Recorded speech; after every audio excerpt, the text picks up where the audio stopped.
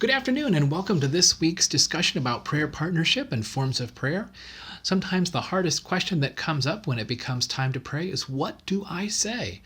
And there are a few simple tricks that we can use, as well as some tools that will help to make that time more meaningful and to make what we say more profound. Not that the profundity of our words is what makes our prayer real, but rather that we connect deeply with the emotional experience of being in conversation with God, especially in conversation with God in the presence of a companion.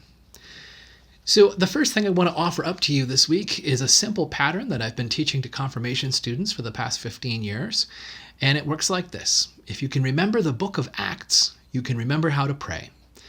A stands for adoration, being in loving awe of God.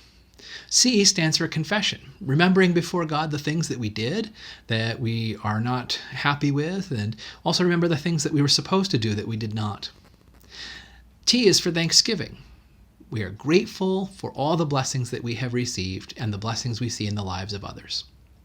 And S is supplication, asking for God's help, whether that's help for something for ourselves, help for a neighbor or a friend, or just help for the world in general.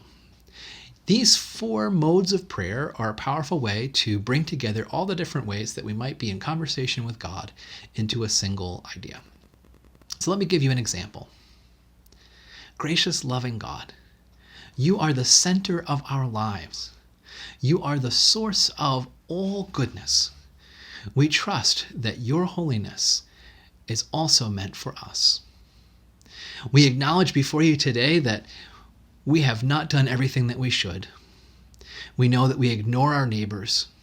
We pay attention only to ourselves, and we forget to think about you. But even so, you're really good to us. You give us food to eat and places to stay and friends and family and community. And so we ask that you would help us. Help us to be mindful of all the ways that you feed and support us, and also to the ways that we're called to feed our neighbors. And there you have it, a simple Acts prayer. Some other tools that you might want to look into are having a copy of the Small Catechism on hand. Sometimes just taking one section of the Catechism and reading through it aloud, along with the explanations and the scripture references, can be a wonderful way to help reground yourself in some basics of the faith. In similar fashion, maybe you're the kind of person that likes to keep your hands busy. I've actually got a set of prayer beads and would be happy to share instructions on how to make these with anyone. This little chain of prayer beads actually helps me to walk through and think about, in prayer, remembering all the different parts of the Small Catechism. To remember about the Ten Commandments and the Creed and the Lord's Prayer, to remember about the sacraments, and to continually speak aloud God's promises so that I might remember how much I am loved. I also really enjoy praying the daily office. This is my daily prayer book, and I received this particular set as a gift from my mother. It was a really great gift because this one book has not only scripture, but psalms and all of the forms of prayer for keeping track of the hours of the day.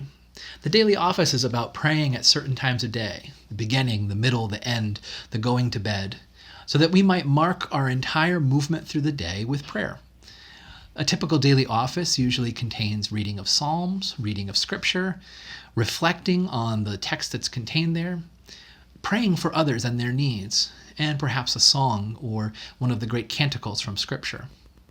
This practice, this rhythm of starting, marking the middle, marking the end, and going to sleep in prayer is a powerful way to remind ourselves that God is present at every part of our day. For that, we're extremely grateful. What's wonderful about all these practices is that they could all certainly be done alone, but they could also be done with a partner. They could be done over the phone, they could be done over video, they could even be done in person as long as you follow good social distancing guidelines. And so I would encourage you, as you continue to work with your prayer partner, to think about one or more of these methods that might help to provide some words when maybe you hit a patch where you're not so sure what to say, or maybe nothing particularly astounding or interesting happened in a given week. This year, that might be hard to believe, but yes, there are still boring weeks to be had in the life of the world. So if you've had a boring week and you're not sure what to talk about with your prayer partner, perhaps pick up one of these resources, spend the time in prayer together that way, and this will strengthen and enforce your relationship. Not only will it draw you closer together, but it will draw all of you closer to God. God bless, and I hope you have an amazing weekend.